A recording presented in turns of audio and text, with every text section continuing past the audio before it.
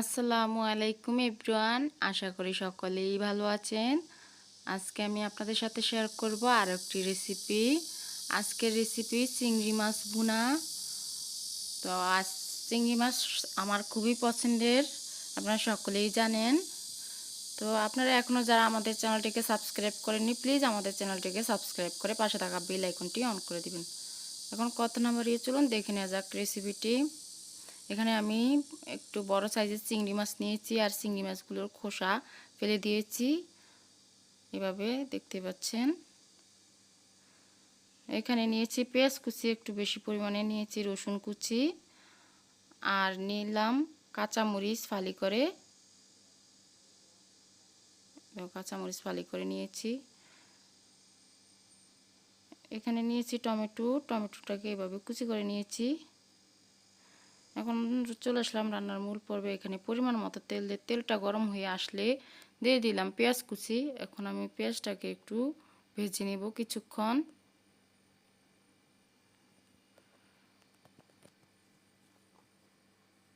একটু পেঁয়াজটাকে সময় ধরে ভেজে নিতে হবে।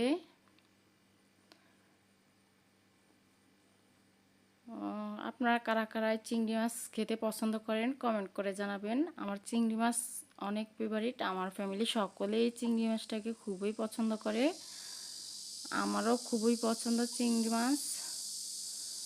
তো এই পর্যায়ে দিয়ে দিলাম রসুন কুচি।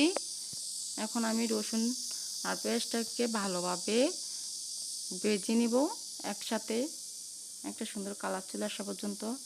এখন দিয়ে দিলাম কাঁচামরিচ। এখন আমি সবগুলো উপকরণ একটু কিছুক্ষণ সময় ধরে ভেজে নিচ্ছি। তো এই পর্যায়ে দেখতে পাচ্ছেন একটা সুন্দর কালার চলে এসেছে, হালকা গোল্ডেন কালার। তো এই পর্যায়ে দিয়ে দিলাম মরিচের গুঁড়া, হলুদের গুঁড়া, স্বাদ মতো লবণ। এখন আমি সবগুলো একসাথে মিক্স করে নিচ্ছি। এখন আমি মশলাগুলো কষানোর জন্য সামান্য পানি অ্যাড করে দিব, যাতে করে মশলাগুলো ভালোভাবে কষে যায়।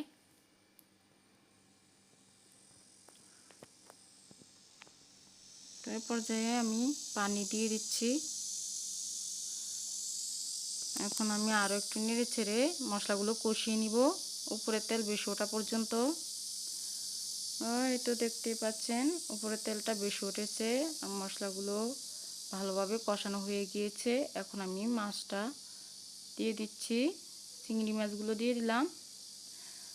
এখন আমি চিংড়ি মাছগুলোকে মশলার সাথে ভালোভাবে মিক্স করে নিচ্ছি নেড়ে চেড়ে।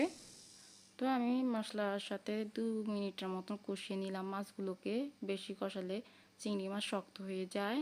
তো এই পর্যায়ে এখন অ্যাড করে দিব টমেটো কুচি। তো টমেটো দিয়ে দিলাম। এখন আমি টমেটোগুলোকে মাছের সাথে নেড়ে চেড়ে মিক্স করে নিচ্ছি। তো এই পর্যায়ে আমি আবারও ডেকে রান্না করে নিয়েছি। তো এই পর্যায়ে দেখতেই পাচ্ছেন রান্না প্রায় কমপ্লিট হয়ে গিয়েছে। তো আমি এখন নামিয়ে আপনাদেরকে একটি সার্ভিং বলে সার্ভ করে দেখাবো। তো আপনারা যদি এখানে ধনিয়া পাতা অ্যাড করতে চান তাহলে ধনিয়া পাতা অ্যাড করে দিতে পারেন। তো এই তো আমি আমার রান্না কমপ্লিট হওয়ার পর এই তো দেখতে পাচ্ছেন কতটা সুন্দর হয়েছে, কালারটা খেতে কিন্তু ভীষণই মজার হয়েছিল। এভাবে রান্না করে একবার হলেও বাড়িতে ট্রাই করে দেখবেন, খেতে ভীষণই মজার হয় গরম গরম ভাতের সাথে।